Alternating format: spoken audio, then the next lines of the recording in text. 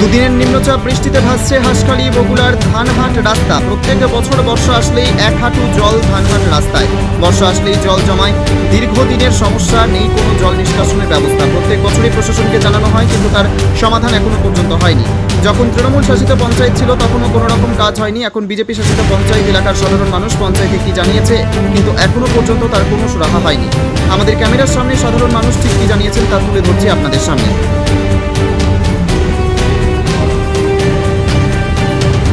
পৃথিবীর 3 ভাগ জল 1 ভাগ স্থল, তাই পানীয় জলের অভাব নেই।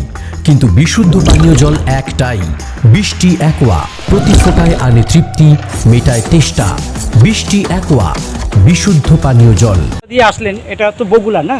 বগুড়া কোন পাড়ার মধ্যে পড়ছে এটা? এটা তো এই জায়গাটাকে ধানহাটা বলে, এমনি মধ্যপাড়ার মধ্যে পড়ে। মধ্যপাড়ার। আপনার বাড়ি কি এই দিকটায়? না, আমার বাড়ি কুটিপাড়ার ওদিকে। যাই হোক, আপনি কোনো কাজেও গিয়েছিলেন হ্যাঁ। এরকম একটা। তো যে এই যে আসা যাওয়া করছেন রাস্তা দিয়ে, কতটা সমস্যা নিয়ে আসেন? সমস্যা এখন যদি উপরের ঊর্ধ্বতনরা যদি এই সমস্যাটার সমাধান না করে, আমাদের পক্ষে তো আর একার পক্ষে সম্ভব না। তো এইভাবেই চলতে হচ্ছে। আচ্ছা আচ্ছা। তো বৃষ্টি হলে কি এইরকম অবস্থা হয়? হ্যাঁ, যেহেতু ওই পুকুরটা পুরোটাই মগ্ন থাকে, ওটা পরিষ্কার পরিচ্ছন্ন তো হয় না, ওটাকে বুঝিয়ে দেওয়ার জন্যই এটা, আর রাস্তায় জলটা পুরোটা চলে আসে। কিরাম? আমার নাম রিচা বোস। বা দুদিনের নিম্নচাপ বা তার আগেও ছিল এরকম জলের একটা তো তার মধ্যে এই অবস্থা। তাহলে এখানকার যারা লোক বসতি যারা, তারা কিভাবে, কতটা কষ্টের মধ্যে?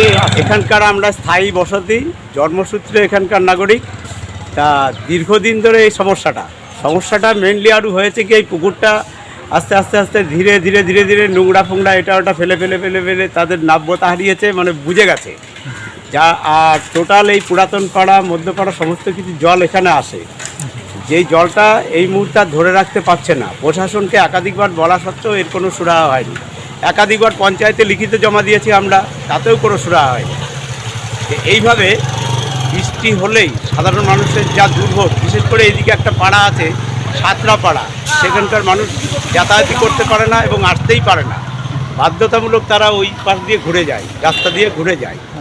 তা আমরা এই পাড়ার তরফ থেকে তথা সমস্ত এলাকাবাসীর তরফ থেকে এর স্থায়ী একটা সমস্যা সমাধান সূত্র চাইছি। আপনার নামটা? আমার নাম ভোলানাথ আচার্য। এই পাড়াটা এখন এটা হচ্ছে বগুড়া পুরাতন পাড়া।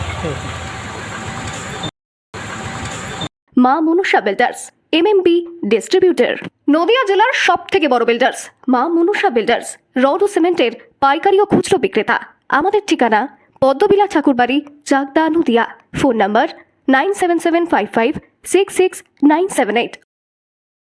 নদিয়ার সব থেকে বড় English medium school JRS public school, প্রায় 35 বিঘা জমির ওপর গড়ে উঠেছে বিশাল ক্যাম্পাস। নার্সারি থেকে শুরু করে উচ্চ মাধ্যমিক, ITI college, law college, B Ed college, ভর্তি চলছে জেআরএস পাবলিক। ব্যালকনি বা সিঁড়ির রেলিং, মডিউলার কিচেন বা ড্রয়িং রুম, এক কথায় আপনার স্বপ্নের বাড়িকে করে তুলুন আরো সুন্দর। Chakdah ply centre, gorgeous look বা কোয়ালিটি সবে 3 নম্বর 1 Chakdah ply centre. Chakdah ply centre, KBM, Chakdah, Nadia. কোথায় ইনভেস্ট করবেন, কেন করবেন, বুঝতে পারছেন না তো?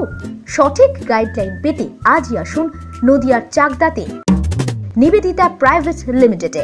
Nivedita private limited, marketing and distribution service.